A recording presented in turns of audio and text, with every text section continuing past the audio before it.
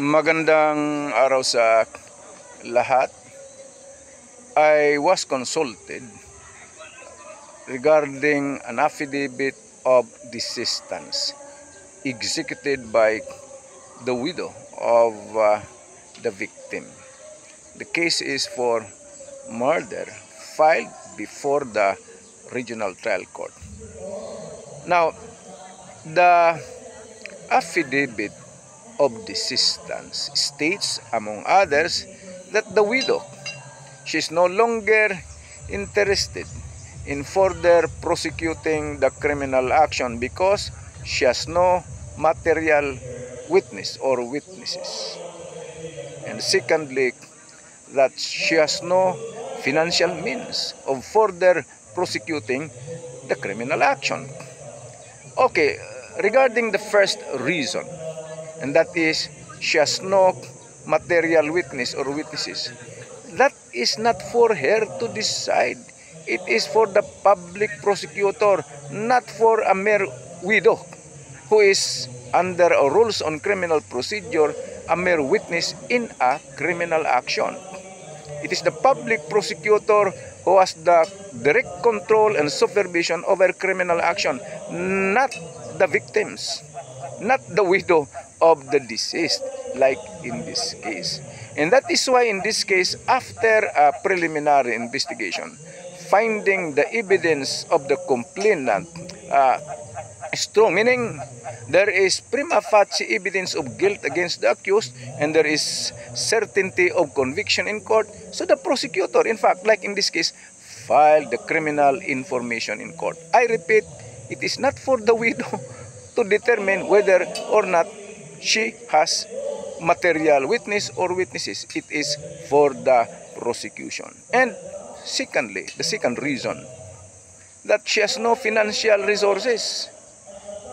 Take note, if you are a victim in a criminal case and that the criminal action is handled by the prosecutor as a representative of the people of the Philippines, there is no need of paying. Why? They are already paid by the government. They are receiving a good compensation, in fact, or salaries, right? So, no need about saying, I have no financial means of further prosecuting the case. So, mga kababayan, ito nga affidavit of desistance. Inaatras niya yung kaso, inaatras ng namatayan. Tama ba yung rason niya na kasi wala akong testigo, material witnesses? Hindi ikaw ang magdedesisyon. Ang magdedesisyon dyan ay ang prosecutor. Sa katunayan nga, sa pananaw ng prosecutor, mayroong material witnesses, kaya nga naisampa ang information in court. Right? How about yung pera na kakayahan mo panggasto sa kaso? Hindi mo naman kailangan magbayad. Walang bayad yan. Ang mga prosecutor, siniswelduhan yan ng gobyerno.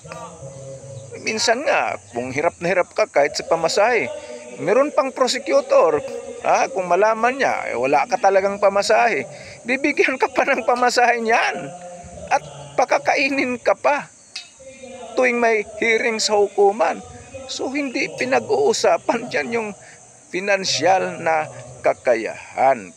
So sana mga kababayan, nakatulong na naman itong aming tanggapan sa larangan ng batas, itong affidavit of desistance. Sa katunayan, hindi naman talaga pinapayagan yung affidavit of desistance or pag-atras ng kaso tulad nito.